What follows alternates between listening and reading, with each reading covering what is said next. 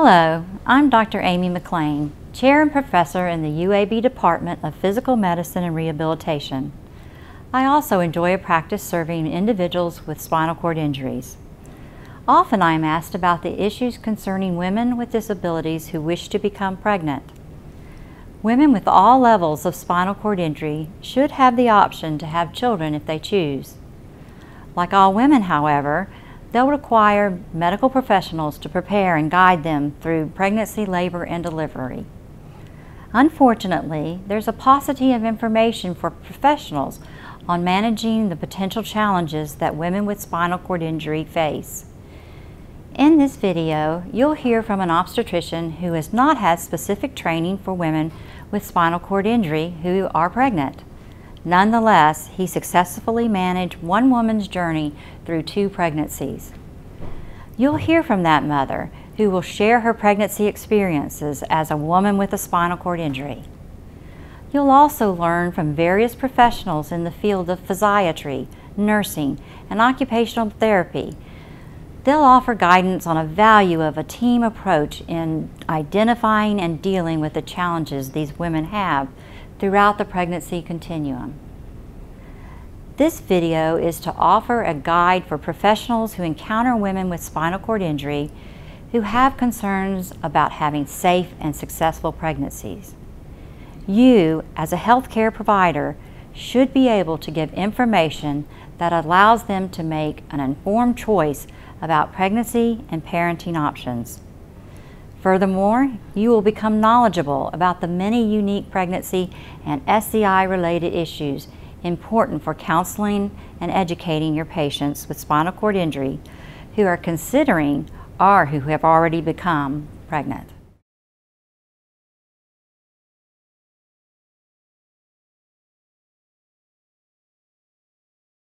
Most obstetricians have few opportunities to manage women with spinal cord injury who become pregnant. A team approach is essential when caring for these patients. For example, consulting a spinal cord injury rehabilitation specialist, called a physiatrist, is valuable. As a physiatrist, I like to follow these women at least once a trimester to monitor spinal cord injury related problems that may arise. Other specialists who are important on the team may also include urologist, anesthesiologist, pulmonologist, wound care practitioners, physical therapists, occupational therapists, or others. Just as most women with spinal cord injury naturally think about having children.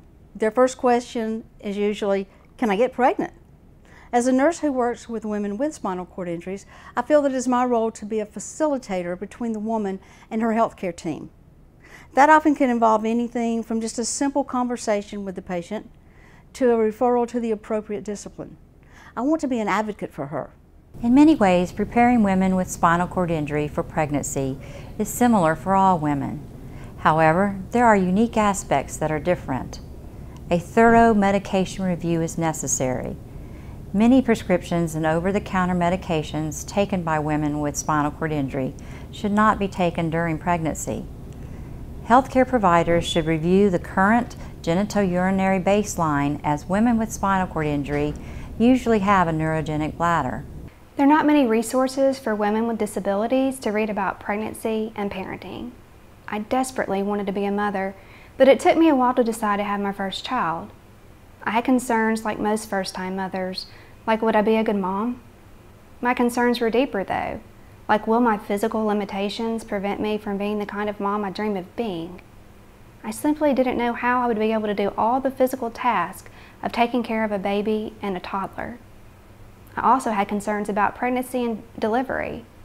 I thought I would probably need help with transfers and positioning later in pregnancy, but that didn't bother me much. I was more concerned about being able to do my bladder and bowel programs independently. I read how some women have bladder accidents more often, so that was a concern because I do intermittent catheterizations. I wanted to avoid a C-section if possible because I've had a bladder augmentation and didn't want anything to cause a problem with that. I had a unique relationship with Whitney in that I'd known her dad, Whitney, her family, for years prior to, even before she had had her spinal cord injury. And in taking care of her, I knew that a family was part of her plan.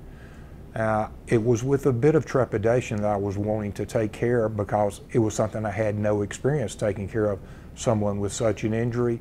It made it a little bit, made it quite a bit easier knowing that I had a motivated patient who took such good care of herself, and I knew that she would do whatever we asked her to do during the pregnancy. Well, in Whitney's case, we knew that we had a physical difficulty, but nothing that from her injury that would impair or impede her being able to get pregnant.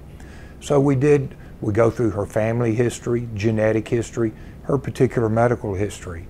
Are there any medications that you're on now, Whitney, that we do not want you to be taking while you're pregnant?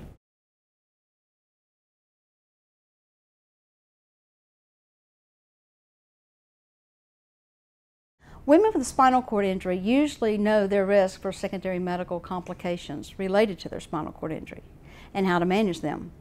But they should be advised that their risk for developing some secondary complications increase as their pregnancies progress. For example, there's a greater incidence of urinary tract infections, pressure ulcers, autonomic dysreflexia, and their bowel program, just to name a few. It's impossible to predict when or if secondary complications will develop.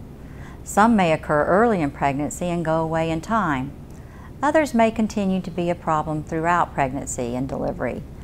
The most common problems to look for in the first trimester are autonomic dysreflexia, along with issues related to bladder and bowel management. There should be a plan to prevent or manage these problems as needed.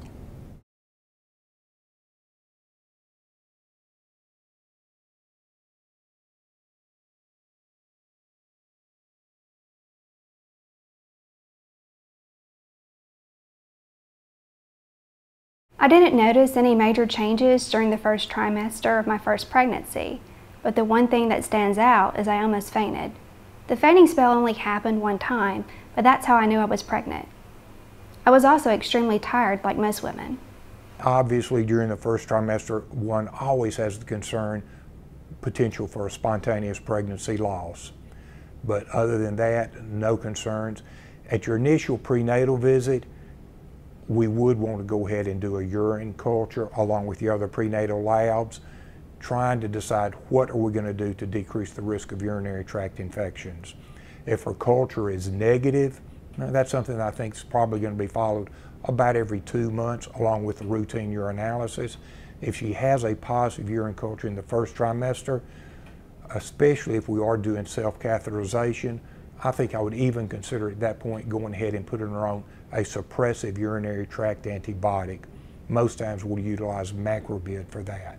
During the first trimester with an initial OB visit, we also will do an ultrasound. Even though she knows when her last menstrual period is, the most exact dating I can have of the pregnancy, very important, is with a first trimester ultrasound. So we will do a follow-up growth ultrasound at 18 to 20 weeks of pregnancy, and assuming all of our lab works, our antenatal testing have been normal, growth ultrasound looks good, then second trimester is pretty much going to be uneventful.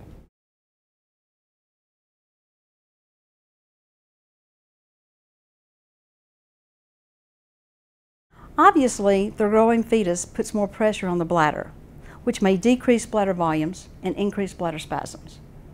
For women that are continent, they may begin to experience spasm and leakage that they've never had to manage before. And women who use intermittent catheterization will likely need to catheterize more often or possibly switch to an indwelling catheter during the later phase of their pregnancy. This is not permanent, and it may simply be just because of the change in their body habitus. Pressure ulcers are always a concern for women with spinal cord injury, but weight gain can change posture and center of gravity, which puts added pressure on bony areas when sitting or lying down. This creates an increased risk for developing a pressure ulcer as the pregnancy progresses. Women should be advised to increase frequency of skin checks and weight shifts, and obstetricians should include skin inspections as part of prenatal exams. It can also be helpful to consult a physical or occupational therapist to evaluate durable medical equipment and seating to reduce pressure sore risks. Women typically start to experience noticeable weight gain during their second trimester. For women with spinal cord injury, the continued weight gain can lead to a number of issues related to fatigue, mobility, and management of daily activities. In most cases, there are solutions to managing these problem issues. A physical therapist can be consulted to solve problems with mobility, like if there are issues with transfers, positioning, and wheelchair use. An occupational therapist can be consulted for issues of daily activities, like with dressing and bowel and bladder management. I had much more energy during the second trimester of both my pregnancies, but I had extreme dizziness, and I could tell a spell was about to happen. I would start to yawn uncontrollably and would have a few minutes to get to a safe area before I would begin to see spots, hear strange sounds, and feel a bit numb. It usually would only happen for a few minutes. Dr. Pearson thought it might be happening when the weight of the baby was restricting my blood flow. I now know that dizzy spells happen to women without disabilities too, but I did not know this at that time. During the second trimester, as the weight of the uterus with the baby, placenta, amniotic fluid are increasing, there are times, especially when you're more often in a sitting or even supine position, the weight of the uterus may cause a little vena cava compression. By doing that, it decreases return flow to the heart, may decrease the cardiac output, may cause just a postural type of dizziness. Usually by changing position, perhaps even just pushing the uterus to one side or another, may be able to alleviate that. During the second trimester, there are some antenatal blood tests that are done, specifically looking increased risk of chromosomal abnormalities or for neural tube defect. Those were taken. She passed those with flying colors.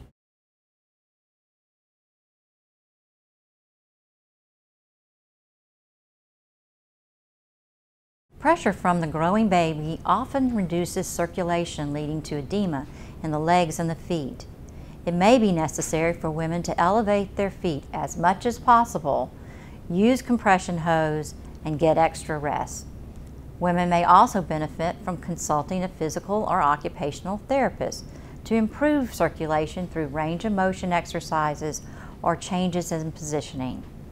Currently, no evidence exists to support universal use of anticoagulation in these women. A heightened surveillance is more important, especially if the woman has had a previous deep venous thrombosis.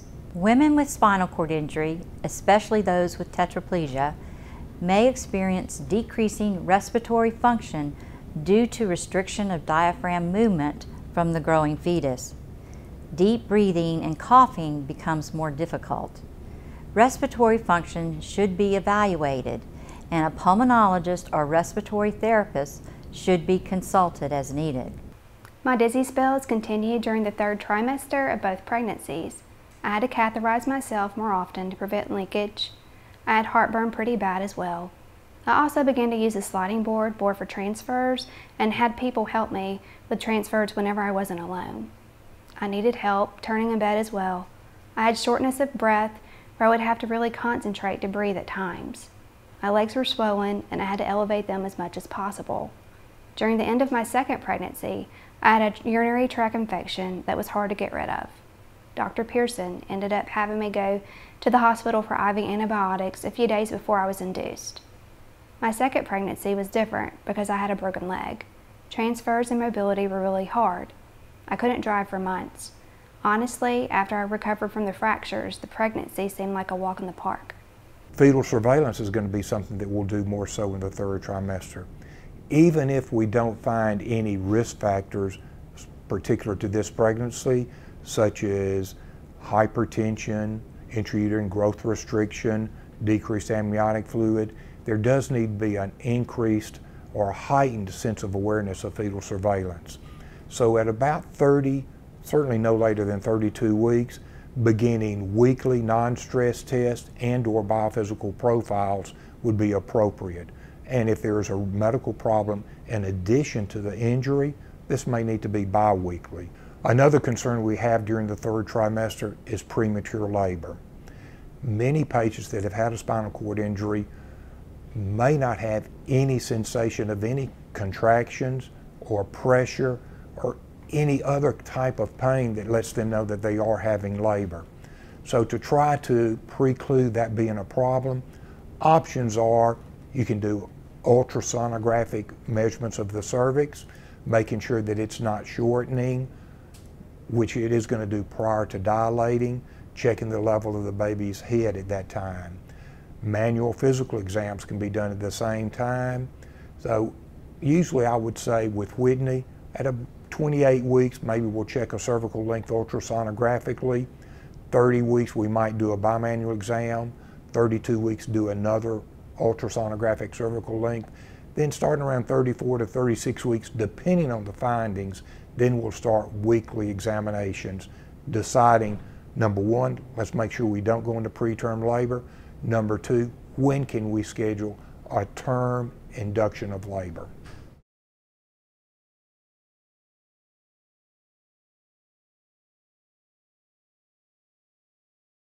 Women with spinal cord injury need to plan for labor and delivery in the same way that other women do. They should attend childbirth classes, get the nursery ready, get the car seat and know how to install it properly, pack a labor bag for the hospital, and stock up on those diapers and wipes, and any other essentials that they may need. Women should also be advised to take a tour of the hospital, to see the patient's room, and ensure accessibility.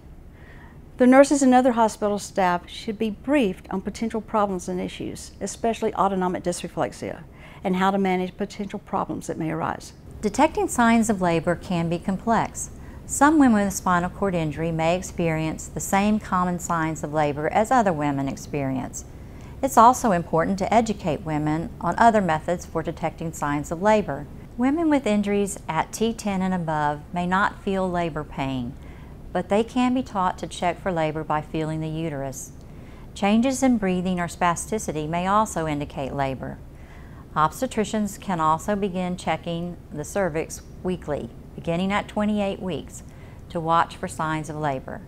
Use of a home contraction monitor is an option for women if needed, but a monitor should be used by all women with tetraplegia.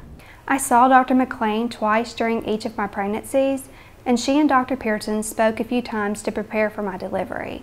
Dr. Pearson's plan was for me to be induced so that he could be present for the delivery. Dr. McLean wanted to be sure I had a plan for autonomic dysreflexia, so we planned to have an epidural during labor and delivery. I did tour the labor and delivery rooms and spoke with the nursing staff, and they were wonderful and well informed even about autonomic dysreflexia. During the labor and delivery process, you're not going to be using your medical anticoagulant medications because there could be an increased risk of bleeding during the delivery itself. We did use sequential compression devices during labor and then during the immediate postpartum phase to try to decrease that risk of blood clot formation. During labor and delivery, it's essential to continue monitoring issues with autonomic dysreflexia, bowel management, bladder management, skin, spasticity, respiratory function, and circulation. Although autonomic dysreflexia is more common for people with injuries at T6 and above, it can occur in women with any level of injury during labor and delivery. Use of continuous epidural anesthesia is generally recommended for prevention or treatment. Honestly, I was very surprised by how smoothly both my deliveries went. With my first child, I was given medicine to ripen my cervix and was induced. Oftentimes, my body does not work like it's normally supposed to do because of my spinal cord injury. But during pregnancy and delivery, my body did what it was supposed to do. Even though I'm paralyzed, Dr. Pearson told me when I tried to push, it helped to move the baby down. A few days after being home from the hospital after having my first baby, I ended up with a pressure ulcer on my tailbone that I battled off and on for a year. I think it started during labor and delivery, and the fact that I lost weight after my pregnancy made it harder to heal and stay healed. With my second baby, the delivery was much longer. I think because I didn't get the medicine to ripen my cervix. I was in labor for over 17 hours, then I dilated very quickly. And by the time the doctor came to check on me, my son's head was already out. I knew something was happening, but I thought it was just another hard contraction.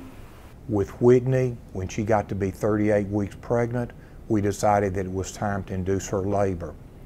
We admitted her and gave her a cervical Reitman agent, Cytotec, the night before, and then followed up with inducing labor with Pitocin the following morning. To make sure that she did not have excessive pain reflexes, we did give the epidural at an early time. I think she was only 2 centimeters dilated, so before she was in active labor, she had the epidural to try to control that. Unfortunately, we had a problem with our Foley catheter during her labor process, which did trigger some signs of AD, but once our nurses discovered that the Foley had become obstructed, a distended bladder was causing pain impulses that caused AD. Once that was identified, we corrected it and her symptoms did subside at that time. Labor process, just as with anybody else, continued her Pitocin stimulation until she was complete. She gave, I think, really very good for her, pushing efforts during the second stage of labor, able to deliver vaginally without a problem.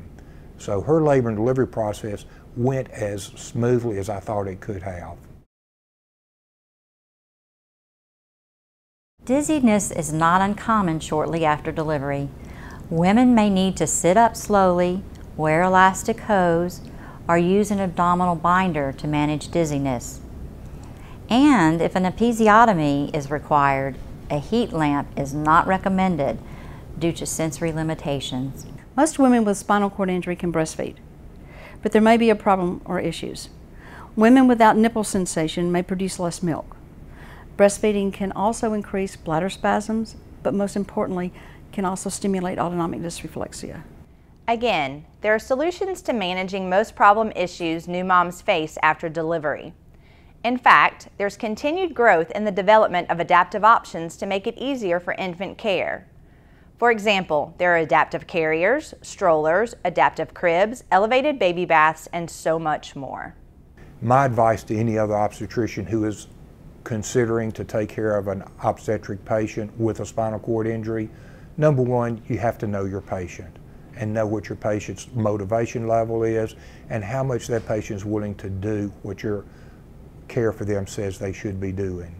Combine that with their spinal cord injury physician, knowing what's going on there, what medications, physical activity levels that are available, and are there any particular medical concerns that physician has. Despite all my worries and insecurities about becoming a mom, being a parent with my husband is the most rewarding thing in my life. The love and immense joy parenting brings overshadows the exhaustion and frustration that comes with it. I look at my children and see 2 miracles, and I'm so grateful to have them in my life. I learn from my kids every day about love and life and dreams. Like most parents, I'm always looking to become a better person, a better parent, but it's not because I have a disability. I want to improve and grow because I'm human. The obstetric care of women with spinal cord injuries requires one to understand the interactions of the disability and the pregnancy. Not all women with spinal cord injury will develop significant complications, but knowledge of each patient's unique situation, coupled with close observation, will allow pregnancy-related difficulties to be recognized early and be treated or accommodated. As this population grows, a collaborative approach must develop among physiatrists, obstetricians, gynecologists, urologists, gastroenterologists, family practitioners, nurses, physical and occupational therapists, and any other healthcare practitioner. It's imperative that the medical team listens closely to their patients, as they are usually very knowledgeable about their bodies and quite sensitive to any changes that occur.